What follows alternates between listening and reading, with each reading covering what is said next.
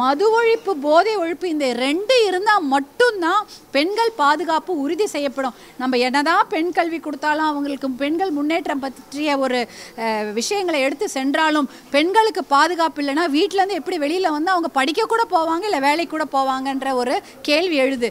அப்போ பெண்கள் பாதுகாப்புக்கு மிகப்பெரிய அச்சுறுத்தலாக இருப்பது மது ஒழிப்பு. இளைஞர்களையும் காப்பாற்றணும், இளம் பெண்களையும் காப்பாற்றணும்னா முதல்ல இந்த போதை பழக்கத்தை கடுமையாக தமிழ்நாட்டை விட்டு நான் விரட்டியாக வேண்டும். சினிமா படம்லாம் எடுத்திருப்பாங்க, ஆனால் 40 வயசுக்கு மேலே பிஹெச்டி வாங்கினப்ப நான்லாம் 40 வயசுக்கு மேலே தான் பிஹெச்டி வாங்கினேன். அந்த மாதிரி நிறைய விஷயங்களை பார்ப்பீங்கன்னா ரொம்ப கஷ்டம் அதுக்கு. ஆனால் இப்போ பார்த்தீங்கன்னா கோபப்படுவது, தாய் தந்தையர் மேல் கோபப்படுவது என்பது ரொம்ப அதிகமாக இருக்கிறதா நான் பார்க்குறேன். கோச்சிட்டு கதுவை வேகமாக சாத்துறது, பாதியில் போகிறது, அந்த மாதிரி விஷயங்கள்லாம் அந்த காலத்தில் எனக்கு தெரிஞ்சு நாங்கள்லாம் பண்ணியிருக்கவே மாட்டோம். இந்த காலகட்டத்தில் கோவப்படுவதை, அம்மாக்கிடமும் அப்பாவிடமும் கோவப்படுவதை கண்டிப்பாக குறைச்சிக்கணும். வருடம் முழுக்க மகளிர் தினம்தான், ஆனாலும் சர்வதேச மகளிர் தினம் என்பது மார்ச் 8ஆம் தேதி கொண்டாடப்படுகிறது. அதையொட்டி தமிழ்நாடு முழுக்க, ஏன் உலகம் முழுக்கவே ஒரு மாத காலமாக மகளிர் தின நிகழ்ச்சிகள் நடந்து கொண்டிருக்கின்றன. குறிப்பாக பள்ளிக்கூடங்களிலும் கல்லூரிகளிலும் மகளிர் தின நிகழ்ச்சிகள் நடந்து கொண்டிருக்கின்றன. இன்று இங்கே இந்த பெருமைமிகு சாந்தி விஜய் மகளிர் கல்லூரியில் ஒரு மகளிர் தின நிகழ்ச்சி நடந்தது. அதில் என்னை போல் நிறைய மகளிர் வந்து நாங்கள் கலந்து கொண்டோம். பெண் குழந்தைகளுக்கு நிறைய விஷயங்களை நாங்கள் பகிர்ந்து கொண்டோம். அப்படி பார்த்தீங்கன்னா தமிழ்நாட்டில் மட்டுமல்ல இந்தியாவிலும் மகளிருக்கான பெண் கல்வி என்பது ஒரு நல்ல நிலைமையில் இருக்கின்றது என்று சொல்ல வேண்டும். ஏன்னா பெண் கல்விக்கு முக்கியத்துவம் கொடுக்கும் பெற்றோர்களை நாம் இன்றைக்கி பார்க்குறேன். முன்பெல்லாம் ஒரு 50-60 வருடங்களுக்கு முன்பு பெண் கல்வி என்பது ஒரு எட்டாத கனியாக இருந்தது. ஆனால் இப்போ அப்படி இல்லை. கிராமத்தில் கூட அருகில் உள்ள ஒரு மாவட்ட தலைநகரில் ஒரு கல்லூரி இருக்குதுன்னா இன்றைக்கி ஒரு கிராமப்புறங்களில் கூட ஒரு 10 கிராமத்துலேயோ இல்லை ஒரு சுற்றுவட்டார கிராமத்தில் கூட ஒரு மகளிர் கலைக்கல்லூரியை உருவாக்கி அங்கே மகளிருக்கு ஒரு நல்ல தரமான கல்வியை கொடுக்கக்கூடிய ஒரு சூழ்நிலையை பார்த்து கொண்டிருக்கின்றோம். நான் கடந்த மாதம் கூட நிறைய ஊர்களுக்கு இதை பயணப்பட்டு நிறைய இந்த மாதிரி அதாவது ஊர்ப்புறங்களில் கிராமப்புறங்களில் இருக்கக்கூடிய பள்ளிகள் கூடங்களிலும் கல்லூரிகளும் நிகழ்ச்சிகள் நடத்தி கொண்டிருந்தோம். இப்போ மக்களுக்கு வந்து அது ஒரு மிகப்பெரிய ஒரு நல்ல ஒரு அந்த பெண் குழந்தைகளுக்கு பெண் கல்வி என்று முக்கியத்துவம் கொடுக்கப்பட்டிருக்கிறது. ஆனால் பெண் குழந்தைகளுக்கு கல்லூரி கல்வி என்பதும் வந்து கொஞ்சம் எட்டாத கனியாக இருக்கிறது. ஏன்னா கல்லூரிக்கு போக வேண்டிய ஒரு அந்த அந்த டிரான்ஸ்போர்ட், அதாவது போக்குவரத்து என்பது இன்னைக்கு கொஞ்சம் சவாலான விஷயமாக தான் நான் பார்க்குறேன். ஏன்னா ஒன்று அவங்கக்கிட்டே ஒரு மிதிவண்டி இருக்கணும், இல்லைனா ஒரு ஸ்கூட்டி இருந்தால் தான் அவங்களால படிக்க முடியுது. அப்படி இல்லாத பட்சத்தில் அவங்க வந்து வெளியூரில் போய் படிக்க முடியல. அருகில் உள்ள கிராமத்தில் வந்து அவங்களுக்கு கல்லூரி இல்லாத பட்சத்தில் அவங்களுக்கு வந்து ஒரு மெட்ரோவோ இல்லை ஷேர் ஆட்டோவோ இல்லை ஒரு பேருந்து பயணம் என்பது இல்லாத ஒரு நிலையில் அவர்களுடைய பெண் கல்வி தடைபடுகிறது. இதை நம்ம நிறைய பார்க்குறோம். அதனால் என்ன ஆகுதுன்னா ஒரு ஊருக்கு வந்து ஒரு பஸ் தான் விடுவாங்க. அதாவது தனியார் பேருந்தாக இருக்கட்டும் இல்லை அரசு பேருந்தாக கூட அது ஒரு முறையோ இல்லை காலையில் வரும் இல்லை மாலையில் வரும். அப்போ ஒரு முறை தான் வரும்பொழுது அவங்க அந்த பள்ளிக்கூடத்துக்கு எப்படி போவாங்க, இல்லை போயிட்டா எப்படி திரும்பி வருவாங்க, அந்த ஒரு சவால் இருக்கிறது. ஆனால் நகர்ப்புறங்களில் அந்த பிரச்சனை என்பது இல்லை. நல்ல போக்குவரத்து வசதி இருக்கிறது. ஆனால் அதை மாவட்டத்து தலைநகரை தாண்டி கிராமப்புறங்களில் நான் போய் பார்க்கும்பொழுது போக்குவரத்து ஒரு சவாலாக இருக்கிறது. பெண் குழந்தைகளுக்கு அவங்க பள்ளிக்கூட கல்வி எப்படி தொடருவாங்க என்பது. அதே போல் பெண்களுடைய பாதுகாப்பு என்பது இன்னைக்கு வீட்லேயும் இல்லை, வெளியிலையும் இல்லை, பணியிடங்களில் இல்லை, கல்வி நிலையங்களில் இல்லை அப்படின்றத நம்ம தினம் பார்க்குறோம். ஒரு நாளும் ஒரு ஊர்லேருந்து ஒரு அப்படியே நெஞ்சையே அப்படியே குலைய வைக்கக்கூடிய ஒரு செய்திகளை கேட்கும்போதெல்லாம் குழந்தைங்களை எப்படி படிக்க அனுப்புறது, எப்படி வேலைக்கு அனுப்புறது, எப்படி அவங்கள வந்து வச்சு பாதுகாக்கிறதுன்றது ஒரு பெரிய சவாலாக நான் பார்க்குறேன். இந்த பெண்கள் பாதுகாப்பு வந்து மிகப்பெரிய சவாலான ஒரு விஷயம். அதை உறுதிப்படுத்த வேண்டும் என்றால் மது ஒழிப்பு போதை ஒழிப்பு இந்த ரெண்டு இருந்தால் மட்டும்தான் பெண்கள் பாதுகாப்பு உறுதி செய்யப்படும். நம்ம என்னதான் பெண் கல்வி கொடுத்தாலும் அவங்களுக்கு பெண்கள் முன்னேற்றம் பற்றிய ஒரு விஷயங்களை எடுத்து சென்றாலும் பெண்களுக்கு பாதுகாப்பு இல்லைன்னா வீட்டிலேருந்து எப்படி வெளியில் வந்து அவங்க படிக்க கூட போவாங்க இல்லை வேலைக்கு கூட போவாங்கன்ற ஒரு கேள்வி எழுது. அப்போ பெண்கள் பாதுகாப்புக்கு மிகப்பெரிய அச்சுறுத்தலாக இருப்பது மது ஒழிப்பு. மது பழக்கமும் போதை பழக்கம் தான். எங்கே பார்த்தாலும் போதைப் பொருள் கிடைக்கிறது, பள்ளிக்கூடத்து வாசலில் கிடைக்குதுங்கிறாங்க. மிட்டாய் விற்கிற காலம் போய் இன்றைக்கி போதைப் பொருளை போய் வாங்கிக்கிறாங்க. மிட்டாய் மாதிரியே போதைப் பொருள் விற்கிறாங்க அப்படின்ற விஷயங்களெல்லாம் நம்ம பார்க்குறோம். அதனால் அதை முதல்ல தடை பண்ண வேண்டும். கண்டிப்பாக அது நம்மளால் முடியும். எல்லாரும் ஒன்று சேர்ந்தால் முடியும். அரசாங்கமும் நினைக்க வேண்டும், பொதுமக்களும் நினைக்க வேண்டும். எல்லாரும் ஒன்று சேர்ந்தால் அந்த மது பழக்கத்தையும் போதை பழக்கத்தையும் தமிழ்நாடை விட்டு நம்ம வெளியேற்றலாம். அப்படி அது ஒன்று செய்தால் மட்டும்தான் நம்ம குழந்தைகளோ எல்லா குழந்தைகளோ பெண்களுக்கும் ஒரு மிகப்பெரிய பாதுகாப்பாக அமையும். அப்படி இருந்தால் தான் அது உண்மையான மகளிர் தின கொண்டாட்டமாக இருக்கும் என்று நான் நினைக்கின்றேன். தனியார் கல்லூரி மாணவி ஒருத்தங்க மது குடிச்சு இறந்திருக்காங்க. அந்த செய்திகளை பார்த்துருக்கீங்க. ஆண்கள் மது குடிக்கிறாங்கன்றதை தாண்டி பெண்கள் குறிப்பாக மாணவிகள் கூட எது அப்படி பார்த்தீங்கன்னா மது பழக்கமே தப்புன்றதான் எங்களுடைய வாதம். மது பழக்கம் அது ஆண்களாக இருந்தாலும் சரி பெண்களாக இருந்தாலும் சரி அது தப்பு. அதை பெண்கள் குடிச்சு செத்து போகிறாங்க, ஆண்கள் குடிச்சு செத்து போகிறாங்கன்றதே ஒரு வாதமாக நம்ம சொல்ல முடியாது. யாருமே தான் குடிக்கக்கூடாது. அதனால் அது கெட்ட பழக்கம். அந்த பழக்கமே இருக்கக்கூடாது. அதிக அளவில் அது கிடைக்கிறது என்பதை அதை நம்ம தடை செய்ய வேண்டும்.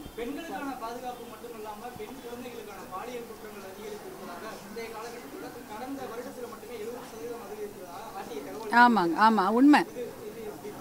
ஐயோ, அதுதான் ஒரு பயங்கர சவாலான ஒரு விஷயந்தான் நம்ம இன்றைக்கி சந்திச்சிட்ருக்குறோம். முன்னாடிலாம் குழந்தைங்கள கடைக்கு அனுப்புவாங்க, பள்ளிக்கூடத்துக்கு தனியாக போவாங்க பை மாட்டிக்கிட்டு.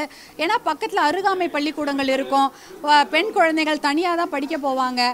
இல்லை ஒரு 4-5 பேர் ஒன்றா சேர்ந்து போவாங்க. கிராமத்தில் கூட பெண் குழந்தைகள் பஸ்ஸு, டவுன் பஸ்ஸு இருக்கட்டும் இல்லை பேருந்து இருக்கட்டும், ஊர் வெளியில் தான் நிறுத்துவாங்க. அதுக்கப்புறம் பசங்க நடந்து வீட்டுக்குள்ளே வருவாங்க, கிராமத்துக்குள்ளே வருவாங்க. எந்த ஒரு பயமே இல்லாமல் இருந்தது. இன்றைக்கு அந்த பயம் இருக்கிறது. அதற்கு காரணம் போதை பழக்கம் மட்டும்தான், வேற எதுவுமே சொல்ல முடியாது.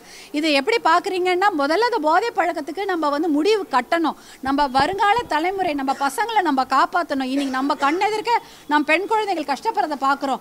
இன்னைக்கு நம்ம கண்ணுக்கு தெரியாமல் நம்ம ஆண் குழந்தைங்களும் கஷ்டப்படுறாங்க. ஏன்னா போதை பழக்கத்துக்கு போயிட்டாங்கன்னா அவங்கள மீட்டெடுக்கிறது ரொம்ப ரொம்ப பெரிய சவாலான விஷயம். அதனால இந்த போதை பழக்கம் என்பது ஆண் குழந்தைகளுக்கும் தவறான ஒரு, அவங்களையும் அதில் நம்ம காப்பாற்றணும், பெண் குழந்தைகளையும் காப்பாற்றணும், இளைஞர்களையும் காப்பாற்றணும், இளம் பெண்களையும் காப்பாற்றணும்னா முதல்ல இந்த போதை பழக்கத்தை கடுமையாக தமிழ்நாட்டை விட்டு நாம் விரட்டியாக வேண்டும். அதெல்லாம் எப்பயுமே படிப்புன்ற விஷயத்தில் பாவமாக தானே இருக்குங்க. என்ன சொல்கிறது, படிப்புன்றது கிராமப்புற மாணவர்களுக்கு இன்றைக்கி எட்டாக்கனியாக போயிட்டுருக்கு. அதை தான் நம்ம சொல்லிகிட்ருக்குறோம். நல்லா படிக்கக்கூடிய தரமான கல்வி நம்மக்கிட்ட இருக்கும்பொழுது நம்ம அந்த விஷயத்தை நம்ம கொண்டு செல்லணுன்னா முதல்ல பாதுகாப்பு, படிப்புலேயும் பாதுகாப்பு எல்லாமே தேவைப்படும். இருக்கட்டுமேங்க, இல்லை பரவாயில்ல. அதெல்லாம் அவங்க என்ன, நீங்கள் அந்த எல்லா கேள்விக்குமே பதில் எங்களுடைய தலைமையில் ஐயாவும் மருத்துவர் அன்புமணி அவர்களும் சொல்லியிருக்கிறாங்க. நீங்கள் அதெல்லாம் பார்த்துக்கோங்க. பரவாயில்லைங்க, இருக்கட்டும். எத்தனை மொழி வேணாலும் நம்ம கற்றுக்கலாம். நீங்கள் பசங்களாம் இருக்கீங்க, எல்லாரும் எந்த ஏஜ் குரூப்? 17லேருந்து ஒரு 20-21 இருக்குமா? எல்லாருமே யூஜி தானே, அண்டர் கிராஜுவேட்ஸ். ஸோ அப்போ அந்த வயசில் தான் இருப்பீங்க. உங்களுடைய வாழ்க்கையில் மிகவும் முக்கியமான தருணம் இதுதான். ஏன்னா இந்த சமயம் தான் நீங்கள் நல்லா படிக்க முடியும். உங்களுடைய முதல் குறிக்கோள் என்னென்னா ஸ்டடீஸ். முக்கியமாக அதுதான் நான் என்னுடைய பெண்களுக்கும் சொல்லுவேன். என்னுடைய 3 பெண் குழந்தைகள், 2 பேர் படித்து முடிச்சுட்டு இன்ஜினியராகவும் ஆர்கிடெக்டாக இருக்காங்க. இன்னொருத்தவங்க இப்போ தான் படித்து முடித்தாங்க யூஜி, அதாவது இளங்கலை படிப்பு படிச்சிருக்கிறாங்க. அவர்களுக்கு சொல்லக்கூடிய ஒரு விஷயம் என்ன, படிப்புக்கு தான் இப்போ நீங்கள் முக்கியத்துவம் கொடுக்க வேண்டும். ஏன்னா இப்போ தான் படிக்க முடியும். அதற்கப்புறம் நமக்கு நிறைய கமிட்மெண்ட்ஸ் வந்துடும். குழந்தைகள் இருப்பாங்க, பிள்ளைகள் இருப்பாங்க, வேலை செய்யணும், நிறைய விஷயங்கள் இருக்கும். ஆனால் படிக்கக்கூடிய காலகட்டம் இதுதான். என்ன படிக்கணும்னு நினைக்கிறீங்களோ அதை இப்போ படிச்சிடணும். அது ஸ்போர்ட்ஸாக கூட இருக்கலாம், பாட்டாக கூட இருக்கலாம், ஒரு பேஷன் டான்ஸாக இருக்கலாம், இல்லை நான் மார்ஷியல் ஆர்ட்ஸ் கற்றுக்கணும், இல்லை நான் வீணை கற்றுக்கணும், இல்லை நான் யோகா கற்றுக்கணும், இந்த மாதிரி எத்தனையோ விஷயங்கள், இல்லை நிறைய மொழிகள் கற்றுக்கணும், இந்த மாதிரி எத்தனை உங்களுக்கு ஆர்வம் இருக்கோ அதையெல்லாம் இந்த சமயம் தான் நீங்கள் கற்றுக்க முடியும். ஏன்னா இப்போ யாரும் உங்களை ஃபோர்ஸ் பண்ண போகிறதில்ல. நீ வெளியில் போய் வேலை செஞ்சு சம்பாரித்து கொண்டு வந்து தான் வீட்டை நடத்தணும் அப்படின்ற கட்டாயம் கிடையாது. அதே போல் வீட்டு கடன் இருக்குது, வங்கி கடன் இருக்குது, கார் கடன் இருக்குது, இதையெல்லாம் நம்ம தான் அடைக்கணுன்ற கட்டாயம் கிடையாது. அது அப்பா அம்மாவுக்கு தான், உங்களுக்கு கிடையாது. இப்போ என்ன அவங்க வேலை, படிக்கிறது தான். அந்த படிப்பு இப்போ படிக்கணும். ஏன்னா இப்போ எல்லாரும் சொல்லுவாங்க, நீ நிறைய அச்சீவர்ஸை பார்த்துருப்பீங்க, 30 வயசுக்கு மேலே வந்து 10th எழுதி பாஸ் பண்ண பற்றிலாம் சினிமா படம்லாம் எடுத்திருப்பாங்க. ஆனால் 40 வயசுக்கு மேலே பிஹெச்டி வாங்கினப்ப நான்லாம் 40 வயசுக்கு மேலே தான் பிஹெச்டி வாங்கினேன். அந்த மாதிரி நிறைய விஷயங்களை பார்ப்பீங்கன்னா ரொம்ப கஷ்டம். அதுக்கு வந்து ஒரு 2 வருஷத்தில் முடிக்க வேண்டிய படிப்பை 10 வருஷம் இழுத்துட்டு போகும். ஏன்னா அவ்வளோ வேலை பலு இருக்கும். அப்போ படிப்புன்றது வந்து அந்தந்த காலகட்டத்தில் நம்ம படிச்சுக்கணும். இன்றைக்கி வந்து ஏன்னா அது ரொம்ப முக்கியமான ஒரு விஷயம். இந்த படிப்புக்கு முக்கியத்துவம் கொடுத்து இப்போ நீங்கள் என்னென்ன கற்றுக்கணும்னு நினைக்கிறீங்க அதெல்லாம் பண்ணிவிடுங்க. ஏன்னா அதுக்கப்புறமா வந்து லேட்டர் ஒரு 30 வயசுக்கு மேலே நம்ம படிச்சுக்கலாம் அப்படின்னும்பொழுது கொஞ்சம் காலம் கடந்தும் போய்விடும். அந்த சமயம் அது மிகப்பெரிய ஒரு டிஃபிகல்ட்டி, ஒரு சிரமமாக கூட இருக்கலாம். ஆனால் அதை சாதித்தவர்களும் இருக்கிறார்கள், நான் இல்லைன்னு சொல்ல மாட்டேன். அதற்கு 2 மடங்கு இல்லை 10 மடங்கு அதிகமாக நாம் வேலை செய்ய வேண்டியிருக்கும். ஆனால் இன்றைக்கி உங்களுக்கு முதல் குறிக்கோள் படிப்பு தான். அதே போல் நீங்கள் முதல் மரியாதையை கொடுக்கணும் அப்படின்னு நீங்கள் நினச்சிங்கன்னா அதை கொடுக்க வேண்டியவங்களும் உங்கள் வீட்டில் தான் இருக்கிறாங்க. அது உங்களுடைய அப்பா அம்மாவுக்கு தான் கொடுக்கணும்னு நான் நினைக்கிறேன். ஏன்னா ஃபேமிலி தான் முதல் முக்கியமான ஒரு விஷயம். குடும்பம் தான் ரொம்ப முக்கியம். எப்படி படிப்பு இந்த காலகட்டத்தில் முக்கியமோ அதே போல் குடும்பம் ரொம்ப ரொம்ப முக்கியம். அதிலும் குறிப்பாக நம்மளுடைய தாய் தந்தை நமக்காக தான் வாழறாங்க இல்லையா? அவங்க வாழ்க்கையே நமக்காக அவங்க கொடுத்துட்டாங்க. அம்மா நிறைய வீட்டில் நான் பார்ப்பேன், நிறைய படங்கள்லையோ இல்லை நிறைய இடத்துல நான் பார்க்குறேன், அம்மாக்கள் கிட்ட பேசும்பொழுது கொஞ்சம் மரியாதை குறைவாக பேசக்கூடிய காலகட்டங்களை நான் இப்போ பார்க்குறேன். எல்லாரும் நான் சொல்லிட மாட்டேன். அந்த காலத்தில் நாங்கள் பயப்படுவோம் அம்மா கிட்ட மரியாதையாக தான் நாங்கள் பேசுவோம். அப்பா கிட்டேயும் அதே மரியாதை இருக்கும். ஆனால் இப்போ பார்த்தீங்கன்னா கோபப்படுவது, தாய் தந்தையர் மேல் கோபப்படுவது என்பது ரொம்ப அதிகமாக இருக்கிறதா நான் பார்க்குறேன். கோச்சிட்டு கதவை வேகமாக சாத்துறது, பாதியில் போகிறது, அந்த மாதிரி விஷயங்கள்லாம் அந்த காலத்தில் எனக்கு தெரிஞ்சு நாங்கள்லாம் பண்ணியிருக்கவே மாட்டோம். கொஞ்சம் ஐயோ அம்மா வச்சே அம்மா கோச்சிக்குவாங்களோ, அம்மா கோவப்படுவாங்களோ அப்படின்னு பயப்படுவோம். ஆனால் இந்த காலத்தில் அந்த மாதிரி ஒரு பயம் பிள்ளைகள்கிட்ட இல்லை, என்ன இல்லாமல் இருக்கிறது. அதற்கு காரணம் அப்பா அம்மாலாம் வந்து பசங்க கிட்ட ரொம்ப ஃப்ரெண்ட்லியாகவும் இருக்கிறாங்க. அப்படியும் இருக்கணும். அப்படி இருந்தால் தான் நிறைய பிள்ளைங்க அப்பா அம்மா கிட்ட நிறைய விஷயங்களை சொல்லுவாங்க. பயப்படாமல் ஐயோ நமக்கு ஏதாவது பிரச்சனை இருந்தால் கூட அம்மா கிட்ட சொல்லணும், அப்பா கிட்ட சொல்லணும்னு சொல்லுவாங்க. ஆனால் இந்த காலகட்டத்தில் கோவப்படுவதை, அம்மாக்கிடமும் அப்பாவிடமும் கோவப்படுவதை கண்டிப்பாக குறைச்சிக்கணும். ஏன்னா மரியாதை கொடுக்க வேண்டிய இடத்துல அவங்க இருக்கிறாங்க. நம்ம அவங்களுக்கு முதல் மரியாதை அவங்களுக்கு தான் கொடுக்கணும். அம்மாவுக்கு ஒன்றும் தெரியாது, அப்பாவுக்கு என்ன தெரியும், கண்டிப்பாக அப்படிதான். ஏன்னா அவர்களுடைய உலகமே நீங்கள் தான், குழந்தைங்க தான் அவங்க உலகம்.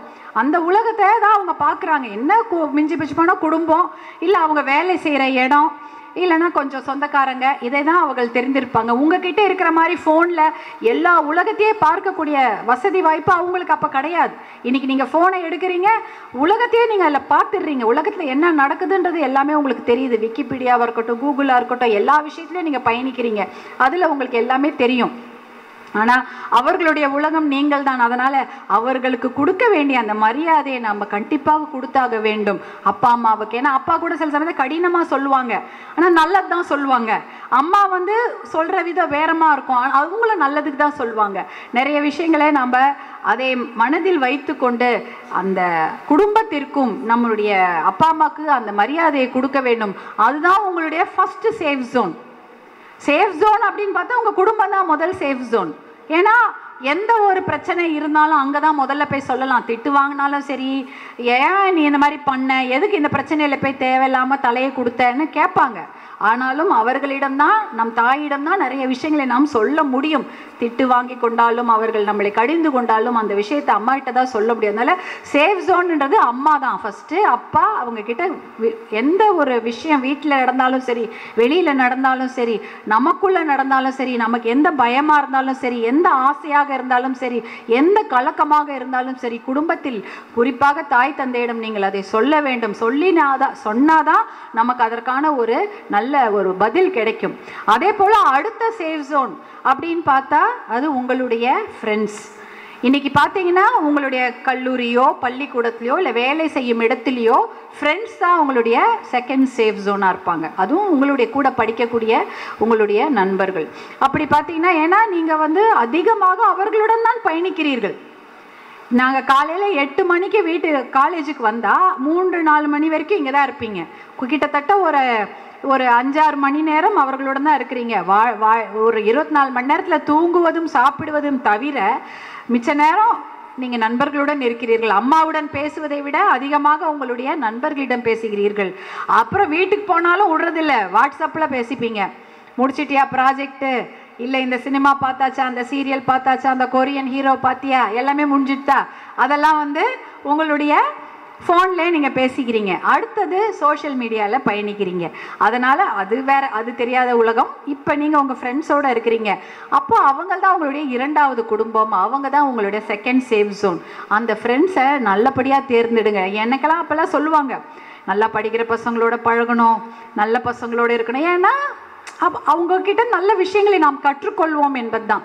அதே தான் இன்றைக்கும் சொல்கிறாங்கன்னு நினைக்கிறேன். எந்த அப்பா அம்மா வந்து அதான் சொல்லுவாங்க, ஐயோ அந்த நல்ல நல்ல நண்பர்களுடன் பழகுங்க, ஒரு நல்ல பழக்கம் நல்ல கெட்ட பழக்கங்கள் இருக்கக்கூடிய நண்பர்களை அவாய்ட் பண்ணிடுங்க, அவர்களோட பழகாமல் இருப்பதே நல்லது, அவர்களை தூர வைத்து விடுங்கள் என்று சொல்லுவாங்க. அது கண்டிப்பாக நல்ல விஷயம். இந்த 3 சேஃப் ஜோனை நான் பற்றி படிப்பு, காலேஜு, இந்த அப்பா அம்மா குடும்பம், இந்த நண்பர்களை தாண்டி அடுத்ததாக ஒரு இடம் இருக்குது. அதில் தான் அதிகமாக இன்னைக்கு நண்பர்களிடம் பேசுவது கூட குறைந்து விடுகிறது, அப்பா அம்மாவிடம் பேசுவது கூட அறவே நின்று விடுகிறது. ஆனால் அந்த சோஷியல் மீடியா என்ற சமூக வலைதளங்களில் பயணப்படுவது வந்து அதிகமாக இருக்கிறது. ஒரு எத்தனை லைக் வாங்கணும், யாரோட பழகிறோம், முன்னாடி தெரியாதவங்கள வீட்டுக்குள்ளே விட மாட்டோம். ஆனால் இன்றைக்கி எப்படி இருக்குன்னா, அவங்க ஃப்ரெண்டோட யாரோடைய ஃப்ரெண்ட் ரிக்வெஸ்ட் கொடுத்தா அக்செப்ட் பண்ணுறோம். கேட்டால் என்னுடைய ஃப்ரெண்டோட ஃப்ரெண்ட், அவங்கள நீங்கள் பார்த்துருக்கவே மாட்டீங்க. அப்போ அது சேஃப் ஜோன் கிடையாது.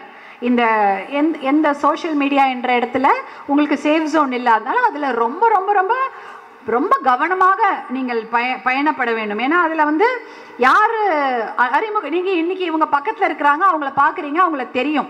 ஆனால் பாதி பேர் உங்களுடைய ஃப்ரெண்ட் ரிக்வெஸ்ட்டில் கொடுத்து ஃப்ரெண்டானவங்க முகத்தை கூட நீங்கள் பார்த்துருக்க மாட்டீங்க. நான் அப்படி தான் என்னுடைய மகள்கிட்டலாம் சொல்லுவேன், நீங்கள் எதில் இருந்தாலும் சரி, எந்த ஃப்ரெண்டாக இருந்தாலும் சரி, அவர்களை வீட்டுக்கு கூட்டின்னு வாங்க.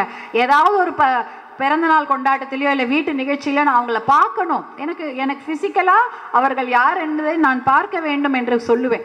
ஏன்னா நேராக பார்க்காம அவங்களோட ஃப்ரெண்டாகவே இருக்காதீங்கன்றது என்னுடைய அபிப்பிராயம். ரொம்ப அது ஒரு ஃபாலோ பண்ணலாம், அதெல்லாம் வேற விஷயம். ஆனால் ஃப்ரெண்ட் என்றால் அவங்க அந்த ஃப்ரெண்டாக உள்ள வந்து உங்களுடைய புகைப்படங்கள், உங்களுடைய என்னைக்கு நீங்கள் வெளில போகிறீங்க, எங்கே நீங்கள், அதெல்லாம் அவங்க கண்டுபிடிப்பாங்க.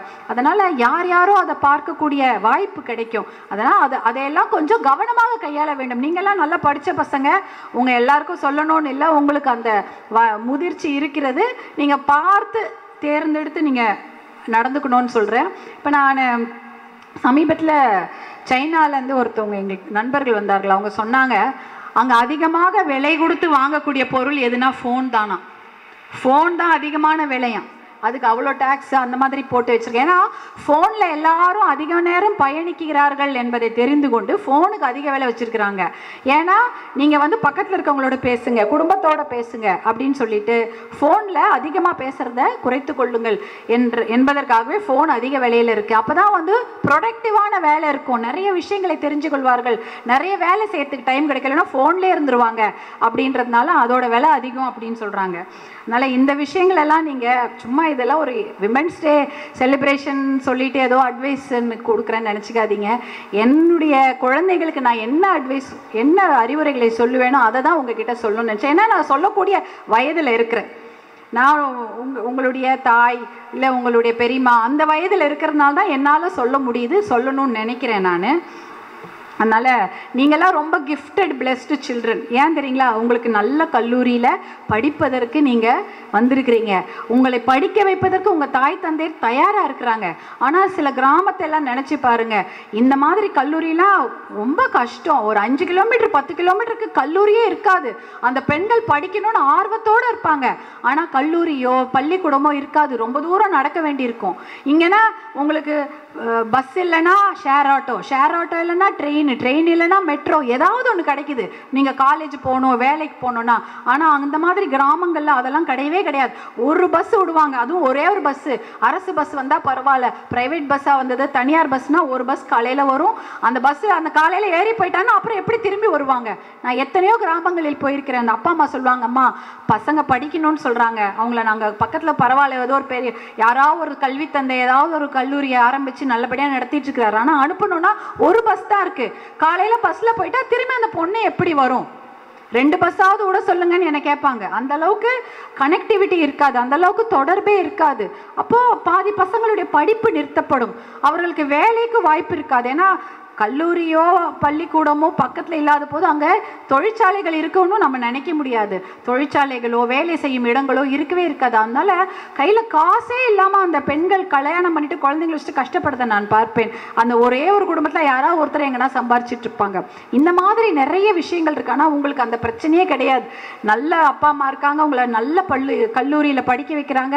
நீங்கள் படித்து முடிச்சா பக்கத்துலேயும் வேலை கிடைக்கும், கொஞ்சம் தள்ளி வேலை கிடைக்கும், எங்கே பார்த்தாலும் உங்களுக்கு வேலை வாய்ப்பு இருக்கிறது. ஆனால் அந்த அந்த கிராமத்து மகளிரை நினைத்து பாருங்கள், அந்த வாய்ப்பெல்லாம் இல்லை. ஆனால் அவங்க அவ்வளோ தெளிவாக இருப்பாங்க. நான் போய் அவங்ககிட்ட பேசும்போது பார்த்தா தேர் மோர் பொலிட்டிக்கலி அவேர். அதாவது ரூரல் விமன் ஆர் மோர் பொலிட்டிக்கலி அவேர் தென் த அர்பன் விமன். அதை நான் கண்டிப்பாக சொல்வேன். ஏன்னா தே லிவ் இன் ரியாலிட்டி. அவங்க அந்த ரியாலிட்டின்னா அந்த நடைமுறை வாழ்க்கையை பார்க்குறாங்க. படிப்புக்கு கஷ்டம், வேலைக்கு கஷ்டம், பஸ்ஸு போகிறதுக்கு கஷ்டம், வருமானத்துக்கு கஷ்டம் எல்லாம் பார்க்கறதுனால அவங்க வந்து ரொம்ப பொலிட்டிக்கலாக அவேராக இருப்பாங்க. என்கிட்ட சொல்லுவாங்க, அம்மா இன்னைக்கு எங்கள் அப்பாவுக்கு அடிபட்டுடுச்சு, நம்ம மருத்துவர் அன்புமணி அவர்கள் அண்ணன் கொண்டு வந்த ஆம்புலன்ஸ் சாமா வந்து காப்பாத்துச்சுன்னுவாங்க. அந்த அளவுக்கு உங்களுக்கு தெரியும் யார் ஆம்புலன்ஸ் விட்டாங்கன்னு சொல்லிட்டு. அந்த அளவுக்கு அவங்க தெரிஞ்சு வச்சுருப்பாங்க. இடஒதுக்கீடுனால தான் எம்பிசி இருக்கிறதுனால தான் நான் படித்து எனக்கு காலேஜில் இடம் கிடச்சிது, இல்லைனா எனக்கு காலேஜ் இடஒதுக்கீடு எம்பிசி மருத்துவர் ஐயா கொண்டு வந்தது, அதை இருந்ததுனால தான் நான் காலேஜில் எம்பிசியில் கொண்டு வந்தேன் படித்தேன் அப்படின்னு சொல்லுவாங்க. அந்த அளவுக்கு ரொம்ப விழிப்புணர்வோடு இருப்பாங்க. அதனால் நிறைய விஷயங்களை கற்றுக்கொள்ளுங்கள். பள்ளிக்கூடத்தில் கல்லூரியில் படிக்கக்கூடிய காலகட்டம் இது. நிறைய விஷயங்களை தெரிந்து கொள்ளுங்கள். அதுதான் இந்த காலகட்டம். இந்த இன்டர்நேஷ்னல் விமென்ஸ் டே மகளிர் தினத்தில் நான் சொல்வது என்னவென்றால், எக்யூப் யுவர் செல்ஃப். உங்களுக்கு தேவையானதை கற்றுக்கொள்ளுங்கள். எம்பவர்மெண்ட் தானாக வரும். முன்னேற்றம், வளர்ச்சி, மகளிர் முன்னேற்றம் என்பது கண்டிப்பாக வரும் என்று கூறிக்கொண்டு உங்களை எல்லாம் வாழ்த்தி விடைபெறுகிறேன். நன்றி, வணக்கம்.